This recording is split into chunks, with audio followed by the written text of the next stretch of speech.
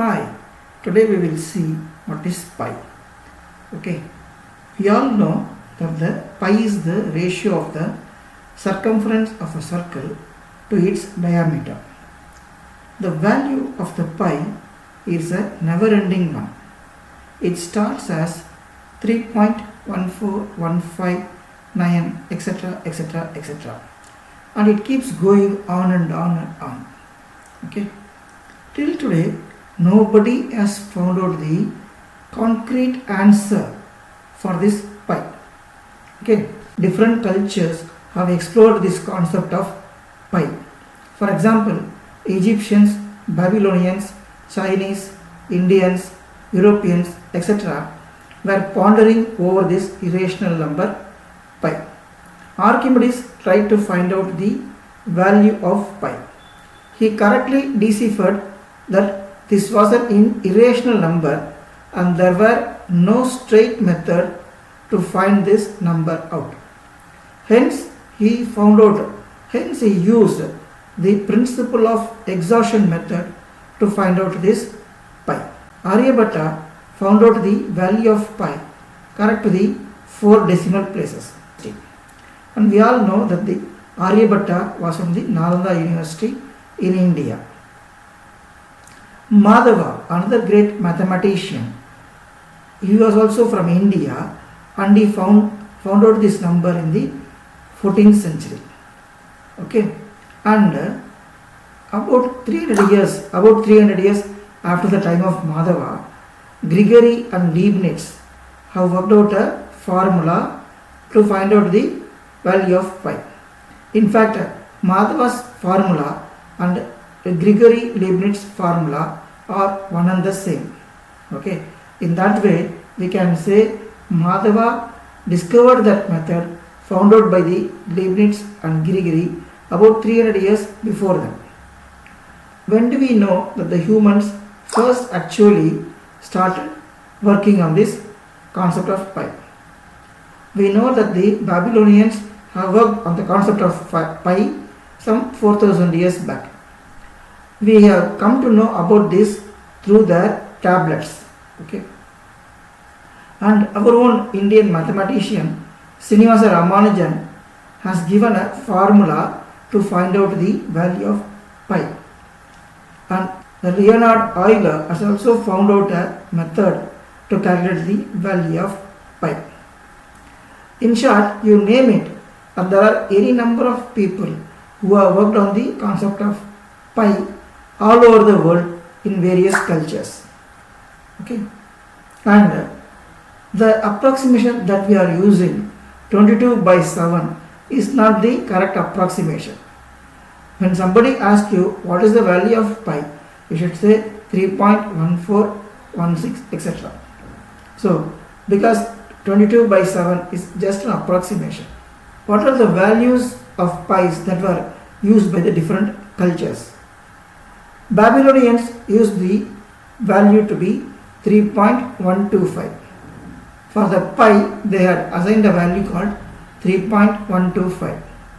The Egyptians used the value of 3.1605 as the value of pi. Indians have used several constants, several numbers to define pi. Indians first used 3.125, later they used 3.088, and the Indians have also used square root of 10 as a value for pi. The square root value of 10 is 3.1622. So these were the different values that the Indians were using prior to Aryabhatta. Aryabhatta said that pi was 3.1416. This is correct up to 4 decimal places. The fascination for the concept of pi is still there among the various civilizations. Okay, but now the concept of discovering pi has taken a different dimension. For example, now we have come to know that there can be no one answer for pi. There can be, in other words, we can say that there can be no one result for pi, because Nowadays what happens is that our mathematicians have been replaced by the computer programs. Okay. Now since the middle of the 20th century, we have been using the computers to calculate the value of pi. In 1949, John Wrench, an American, calculated the value of pi to 1120 digits. Okay. The same year, the electronic computer was used to calculate the pi for 2037 digits. From then onwards, the concept of pi or discovering the value of pi has been taken over by the computer nerds, computer software people. Okay.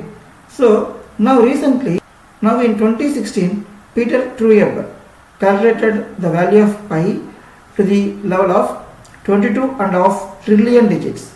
Okay. And in 2019, this record was beaten by another person called as Haruka Iwao, and Haruka calculated the value of pi to the level of 31.4 trillion digits using the Google Cloud. But still we cannot say that the last word is said on this concept of pi. Okay. And what is the big challenge in discovering the in calculating the number of pi is that this pi requires a vast amount of storage space, because storing some about 31.4 trillion digits requires a very vast space, and also it needs the service of very many computers. Okay. Now we will see how this value of pi was calculated. So Archimedes did a very great job in calculating the value of pi. It is said that one Roman soldier, he picked him up while Archimedes was doing the calculation using his circles that he has drawn to calculate the value of pi. And his last words were, "Leave my circles alone." So he was killed later, Archimedes was killed, but still he has done a yeoman service to the mathematical world and to the humanity by finding out the value of pi. We will now see how Archimedes found out the value of pi.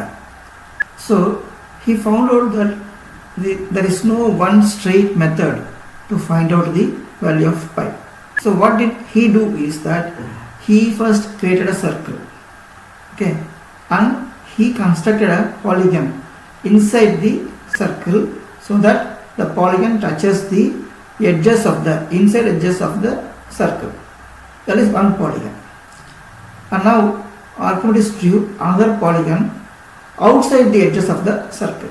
Suppose he constructed an hexagon inside the circle, he again constructed an hexagon outside the circle. Now, based upon the calculations using these two hexagons, one inside and one outside, he was able to find out the lower limit and the upper limit of the pi. Suppose instead of using hexagon, you use a polygon with higher faces, say 7-faced or 8-faced octagon and 9-faced nonagon. So what happened was that the value of the pi kept on getting better and better. Actually, he constructed a 96-faced polygon inside the circle and also one outside the circle. Based upon that, was able to give the lower bound value of the pi and the higher bound value of the pi.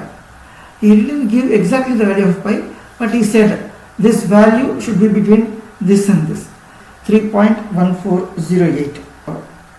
And the upper bound of the value of pi as calculated by the Archimedes was 3.1429. So both these values are correct to the two decimal places. So that is the way Archimedes found out this value of pi. After that, what happened? A Chinese mathematician would come later who constructed a 3072 faced polygon both inside the circle and also one outside the circle, and he was able to find out the correct value of pi up to the 4 decimal places. The value of pi that he was able to get was 3.1416, and the person who found out this was Liu Hoi. you keep on increasing the polygon and you keep on getting the better and better results. 200 years later, the father-son duo, again from China, used the same method by constructing a 12,288 sides polygon to find out the value of pi, that is 3.14159. That is correct up to the 4 decimal places. The father-son duo were Zhu Chongxi and Zhu Gengxi. Okay. Later, an Austrian mathematician by the name Christopher Greinberger calculated the value of pi to the accuracy of 38 decimal places. There is an interesting question in the mathematical circle. Can you square a circle? What is meant by this squaring a circle? Squaring a circle is this: take a circle of a given area. Okay. Now, using scale and compass, can you able to construct a square exactly of the same area of that of the circle? Or this was the problem that was working on the minds of many mathematicians about 200 years before.